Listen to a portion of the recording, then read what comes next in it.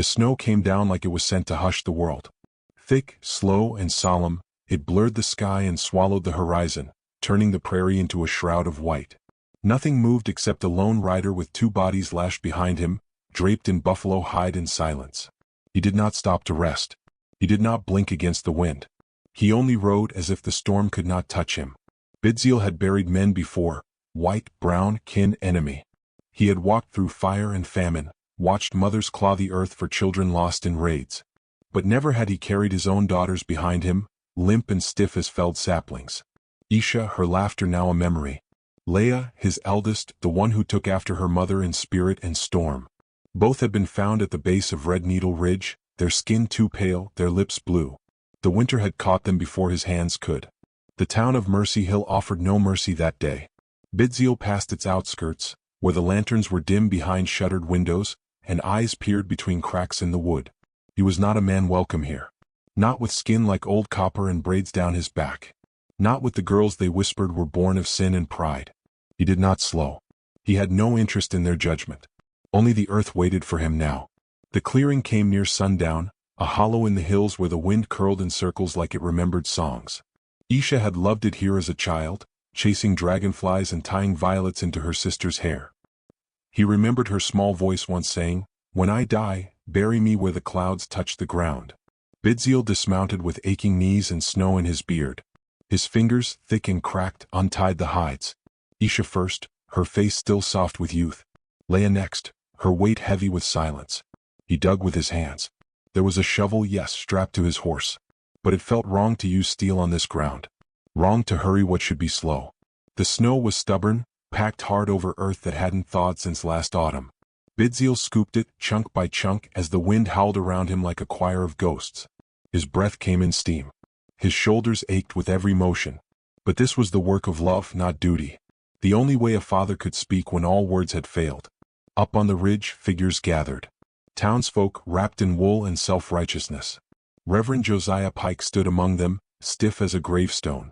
His voice didn't rise, but it didn't need to. Whispers spread faster than smoke. "He's burying heathens," someone muttered. "No cross, no rites, just dirt and shame." They watched him like he was a show in a snowglass globe. But no one offered to help.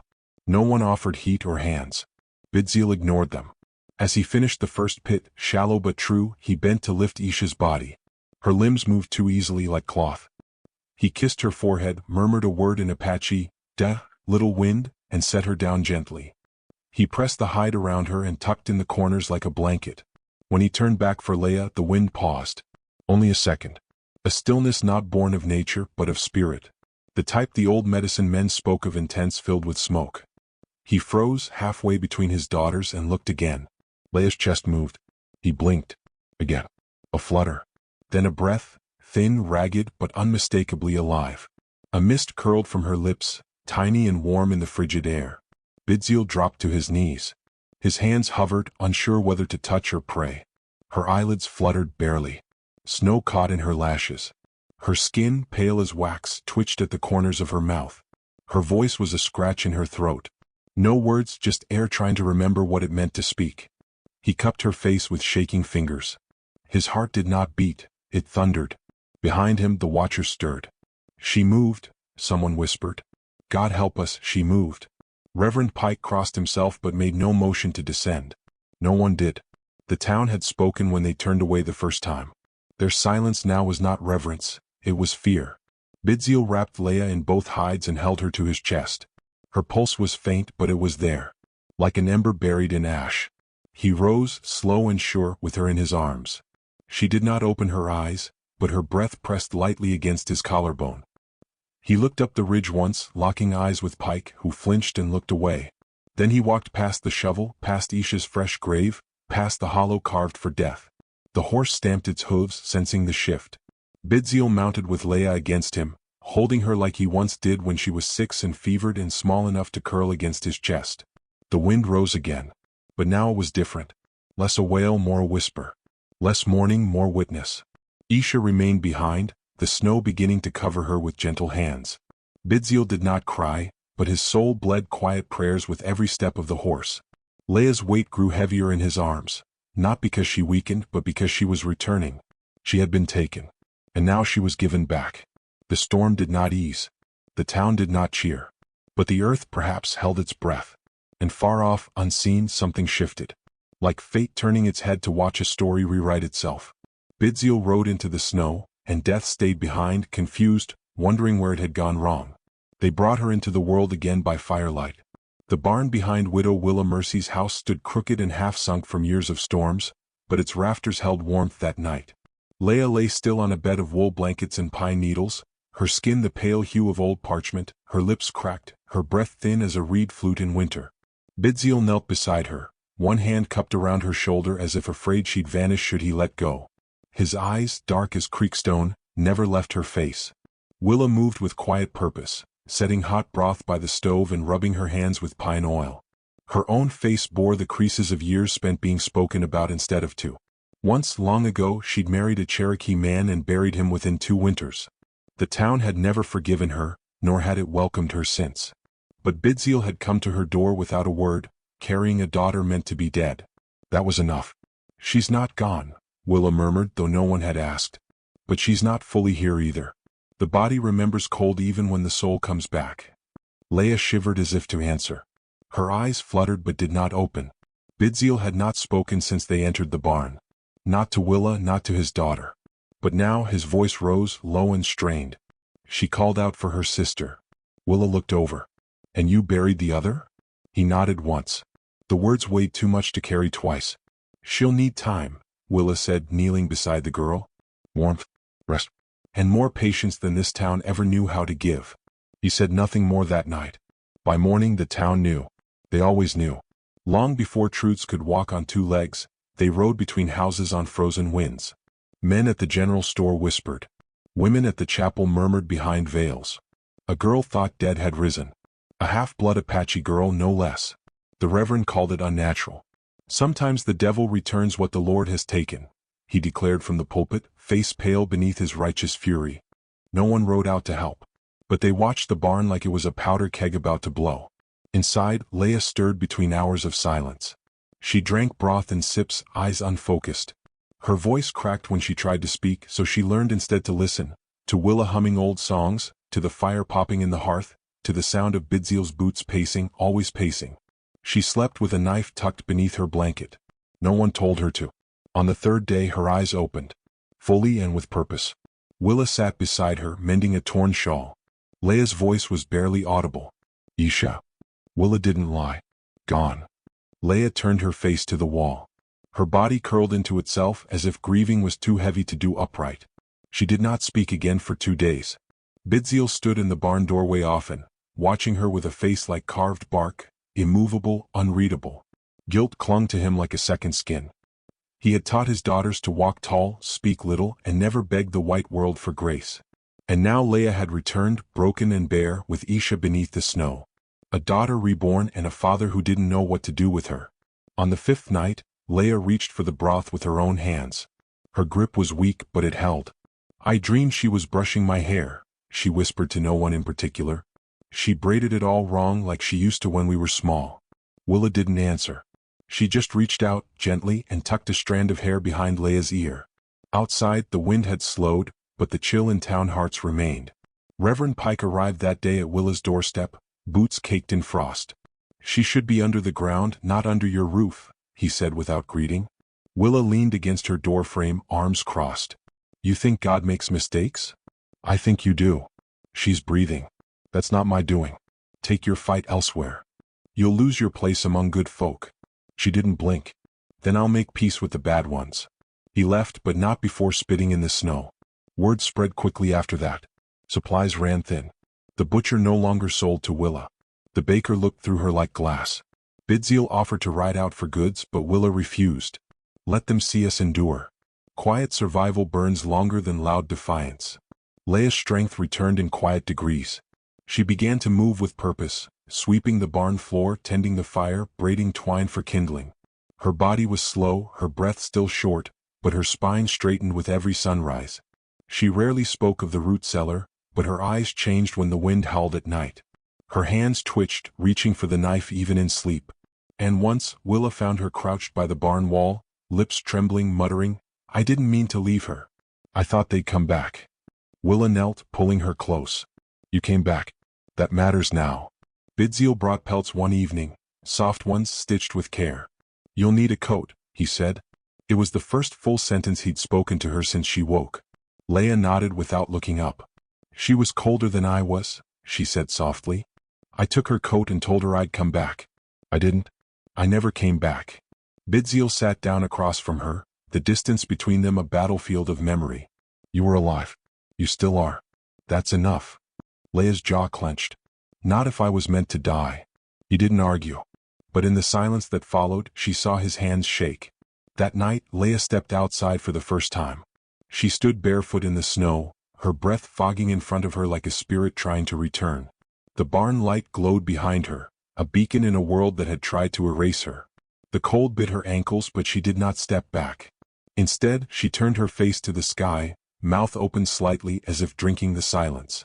Bidziel stood in the doorway watching. He did not call her in. She stayed there a long time. When she returned, Willa had left a bowl of warm herbs near her bed. She curled beneath her blanket and clutched the wooden comb Willa had carved for her, tracing the ridges with a thumb. Outside the snow fell again. But it felt less like burial this time, and more like beginning. The barn became her world. Light slanted through the warped wood like blades, warming only what it could touch. Dust hung in the air, catching fire each morning when the sun rose. Leia moved like smoke between shadows and silence, folding herself into small tasks, sweeping, stacking kindling, washing tin cups until they shone like winter moons. She never asked to leave. She never asked anything at all. Willa watched with the patience of someone who'd once broken and reassembled herself. She spoke in gentle hums and half-sentences, guiding Leia with gestures more than words. A nod to the stew pot meant another log for the fire. A glance toward the chickens meant feed time. The rhythm of survival didn't require conversation. It asked only presence, breath by breath. Leia's hands remembered the world long before her voice did. She wove horsehair into tight cords, each twist an act of defiance against death's grip. Her palms blistered, but she did not flinch. Her body bore the memory of struggle like old wood bear scorch marks. Jed Holt came by on the 5th day. He didn't knock. He never did. He just left bundles on the edge of the barn, firewood, salt, a blanket thick with cedar scent. Once he left a book with a sprig of sage tucked inside, a history of Plains rivers. Leia found it by the door and turned the pages slowly, running her fingertips over the lines like she was trying to remember what words used to feel like. Willa said he was kind. Leia didn't answer. Jed stayed longer one evening, fixing the barn latch without being asked. Willa brought him tea and the three of them sat beneath the loft. He didn't look at Leia directly, but once she caught him watching her hands as she twisted cord. Not in judgment. Something softer. Like a man who'd once seen a tree grow through stone and never forgot it. Later, when he left, Leia stood at the threshold of the barn and whispered, "Thank you." It was the first time she'd spoken to someone other than Willa or her father. Her voice wavered, but the words held. Jed tipped his hat without turning. Inside, Bidziel listened. He had heard the voice too, from where he sat near the back wall, whittling a piece of ashwood into nothing in particular. His eyes didn't lift, but the knife paused in his hand. That night, the wind returned, dragging memories behind it like tattered cloaks. Leia didn't sleep. She sat by the fire and held the comb Willa had carved for her, running it through her tangled hair. It caught near the back of her scalp, scar tissue ridged and tender. Her hand trembled. She bit the inside of her cheek until she tasted blood. Bidziel stirred behind her. They cut it, didn't they? She didn't turn. Said it was punishment. Said pride had to be peeled off. He stood slowly, the way a tree bends before breaking. They never deserved your pride to begin with. She turned then. Neither did you. The air between them split, thin and sharp. But he didn't walk away. He came to the fire, sat opposite her. For a long time they said nothing.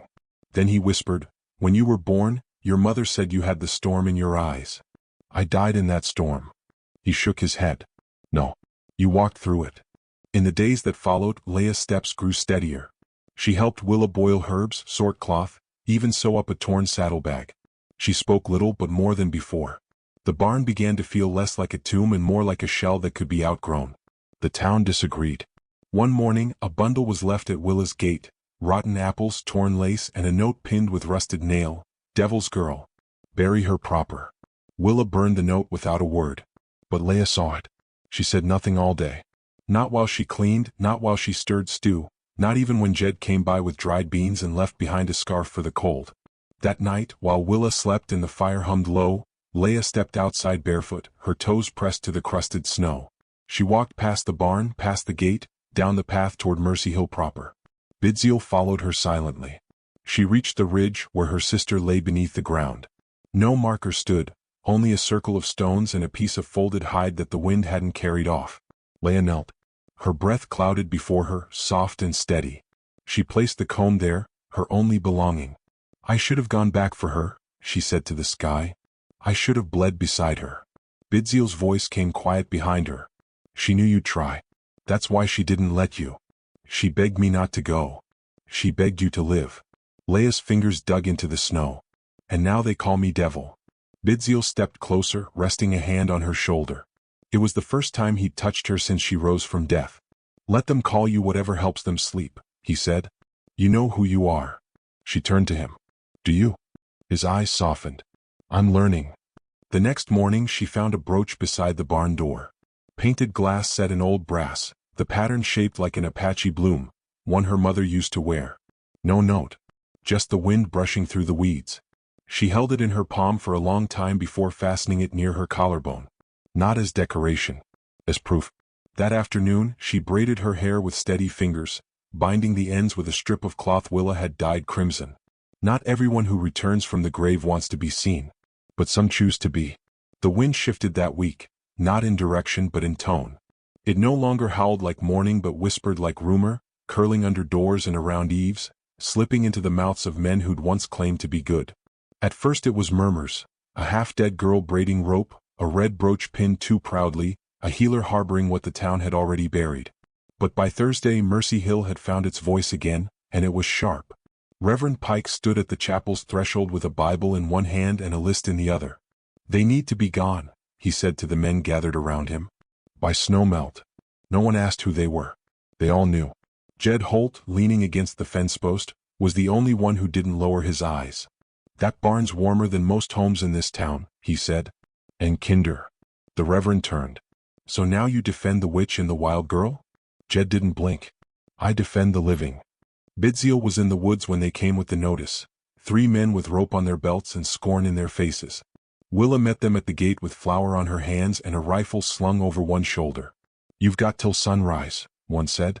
"We won't ask again." She didn't reply. Just shut the door slow enough for them to feel it. Inside, Leia stood with a bowl in her hands, shoulders straight.